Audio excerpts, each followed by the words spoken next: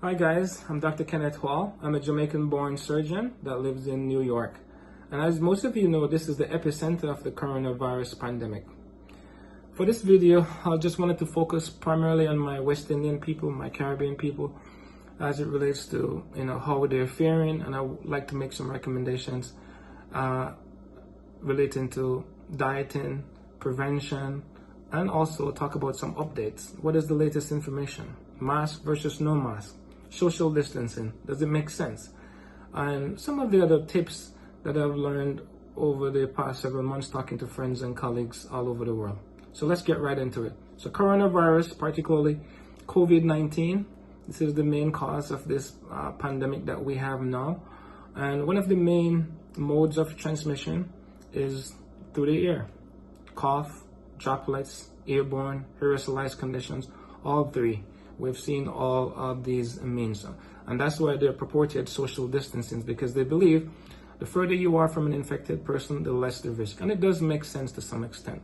6 feet may not be enough. We've seen cases where up to 27 feet, if somebody coughs or sneezes, droplets and liquid can go that far actually. We do know that the coronavirus does particularly enter the body through the nose or the mouth, going to the upper respiratory tract and ultimately into the lungs. Most people who are affected will have some type of inflammatory response, and typically you'll see fevers. That's the most common sign. And later on, depends on your immune system and depending on what's going on with you, whether you have medical problems or you're elderly, you may have secondary findings such as shortness of breath, and that is primarily related to the amount of fluid that's produced in the lung. Now, you do have what you call white blood cells, and the main purpose of white blood cells are to fight infections, fight viruses, and fight bacteria. Oftentimes, there's an overwhelming response, and that's typically what we see in these coronavirus COVID-19 patients. There's an overwhelming response. The body produces a lot of chemicals, which causes severe inflammation in the lung and the difficulty breathing. So in short, you're basically drowning in your own secretions. And it's not necessarily the virus, it's just a response from your body to the virus. So what can you do? Now, there are different medications, there's different therapies. I don't think anyone have the right answer for it. They're working on vaccines, but so far nothing is 100% effective. We know that there's some benefit from some patients with anti-malarial medicines and drugs, and we have tried it and we have seen some improvement in some of these patients. But I also like to talk about some of the other avenues in which we can boost our immune system, especially as people of West Indian origin. We grew up eating certain foods and vegetables and fruits, and just some knowledge, some basic knowledge can help improve your overall immune system and probably reduce the chance that you'll get some of these infections. We don't know for sure, and by no means am I trying to replace your primary care doctor or the advice from the government, but this is just common sense information that most of you already know. So let's talk about something that's very important to me. I've seen in the past several weeks that family, friends have been very stressed. It's a very high stress state and high anxiety state, and of course that's very reasonable under the circumstances. People are dying daily all over the world from this virus, and it seems that there's no end in sight. So I've coined this term.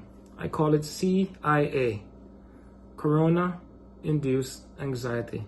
And believe me, sometimes I think I have it. Oftentimes I cough, I sneeze, I believe, oh my gosh, I have the coronavirus, and I'm freaking out, and my heart rate increases, I'm constantly stressed. People are going through this all over the world. They believe they have the virus, number one, or secondly, they're confined to their homes. There's not enough activities. There's no end in sight. People have this overwhelming sense of doom. Like, what is going on? Like, we're losing control. And most of you are touched in one way or another, whether directly or indirectly. It's hard to find a person that's not affected by it. I remember a couple weeks ago, I knew no one. Now I have family members, I have friends, I have people intubated on ventilators, fighting for their life right now. I have doctors, lawyers. This disease basically no boundaries. Rich, poor, white, black, Indian, Chinese, whatever it is, this can affect you. So protection and prevention is key. Stay home. If you don't have to go out, stay home. That's the most important prevention. And this thing about mask, me personally, I wear mask everywhere I go, sometimes two. You know, we're on the front line. We have to take care of patients with COVID-19. We just have to be suited up, gowned up, be smart, cover your ears, your eyes, wherever you go. I see people walking around in the supermarkets all over the place, not enough protective gear. Believe me, it does not make sense. Whether or not these things work, why not be safe? Common sense measures will save your life. So my recommendation is wear a mask all the time, wear it properly, because you never know when you may come in contact with somebody. And this disease is particularly virulent because the latency period is different. In some diseases, you'll get sick right away. With the coronavirus, there are many patients who are active carriers, and we have 5-6 days with no symptoms. And some patients are symptomless, but they can be asymptomatic carriers, meaning they can pass it to somebody else without even knowing. So you can actually go home, infect your entire family, and not even know it. So that is the problem with this. And for some people, it's rapidly proliferative. So in 24 hours, you can be very sick, very, very sick. So you have to be very careful. So prevention is key in this regard.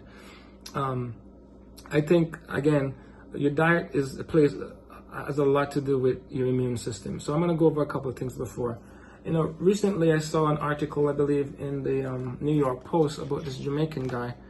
I think his name was Rayburn Fairweather, and I really commend him because I know he's on the front lines. He's a respiratory therapist at one of the hospitals in New York, and you know, he got the coronavirus in a very short period of time. There's certain cocktails and regimens that he used, and it really helped boost his immune system. So I'll spend a minute or so going through some of the stuff that I do personally on a daily basis to kind of help protect me with this situation and this crisis.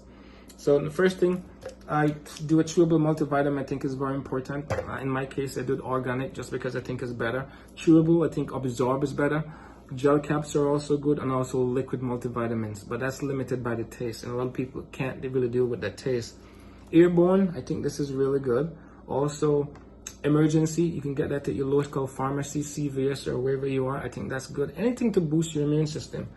TF Life, I drink every day. I've been drinking this for many years. Pleasure Brand, similar ingredient. I've been drinking that also. I try to exercise, I try to run, whatever you can do to boost your immune system.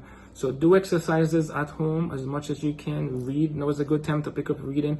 Get your family closer together, bond more, pray together.